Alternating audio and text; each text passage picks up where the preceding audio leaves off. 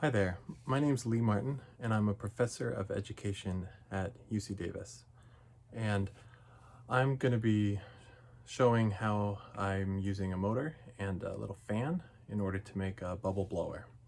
So the weather's getting warmer and lots of people like blowing bubbles. If you have a little thing of bubble juice, it might come with a wand, but you can actually make a reasonable wand out of just a pipe cleaner, a fuzzy stick like this, and some bubble solution. So I have a little bit, I just put in a cup here. If you don't have any, you can make it out of dish soap. We can put a recipe in the comments. So I'm just gonna bend this into a smallish loop, you know, whatever size you want, about the size of a nickel or something like that. Fold it over. And if I dip it in here,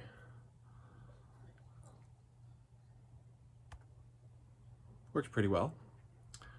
So I'm going to take that idea and I'm just going to use our little motor and propeller, fan, to automate the process a little bit. So I've got my motor, the propeller, I've got just this AA battery here and a roll of tape. So to start with, I'm going to grab some tape.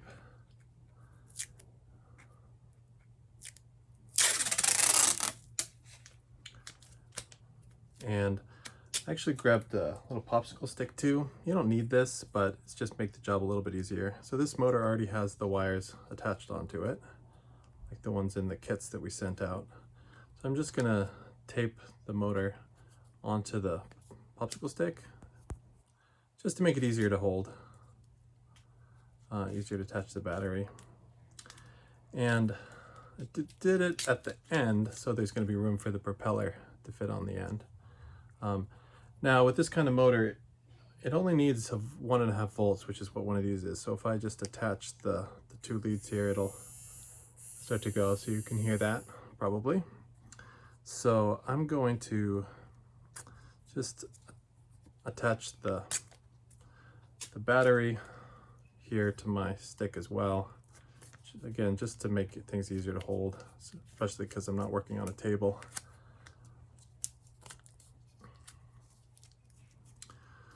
So now, if I attach it one way, the propeller will spin one direction, and if I attach the wires the other way, it'll spin the other direction. So I really want the propeller spinning so it's like this, so that it's pushing the air out. But you can try it both ways. And if I attach this here, and well, you see I've already messed up. My wire's not long enough to get to the end. So I'm gonna do is I'm gonna take it back, and I'm gonna take advantage of, I can tape it to the back side here, and then there should be plenty of room. These things, it's a nice thing about tape, is you can just kind of tinker with it, make adjustments until you get it right. It's pretty easy to undo things. So if I try it with the red, in my case, I soldered this up myself, so the ones that are pre-soldered I think are actually the opposite direction, but I do one on the back and one on the front. Is that the way I want it to go? Yeah, I can feel the breeze there. So that's what I'll do. So if you have one of the thick rubber bands, you can rubber band these on. I don't have one of those handy, so I'm just going to use more tape. It's not as secure, but in some ways that's actually nice because it lets me just slip it in to make the connection and to take it off. So I'm just kind of putting this over, and I'm just putting a piece of tape down, kind of smushing it on, tightening it as best I can. And then this will be a little trickier because the propeller is going to start spinning, but it moves slowly enough it doesn't hurt if it hits your finger, at least the one I've got. So I actually am going to put the tape here on the wire first, just to make it a little bit easier. But however you do, it's fine.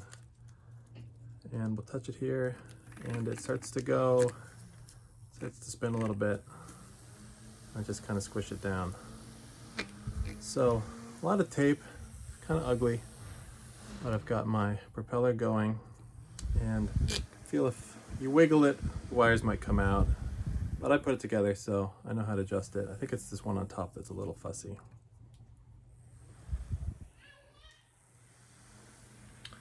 So now, if I get it going, and I bring my bubble wand up, it'll do the work for me, blow some bubbles for me.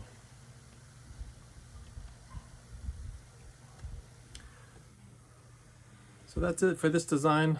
When I want it to stop, I can just pull the wires out and then it will stop going, and I can put it back in if I want it to go again. It'd be an interesting challenge to think about if you could build a switch. If you had some metal, maybe some of the copper tape, to build a switch here that you could turn it off, copper tape and a paper clip. Or to think about, is there a way that we could make it, something that would move the bubble wand in and out of the solution? So those are things you might think about, but for now, we've got a little little fan, cool you off or help blow some bubbles.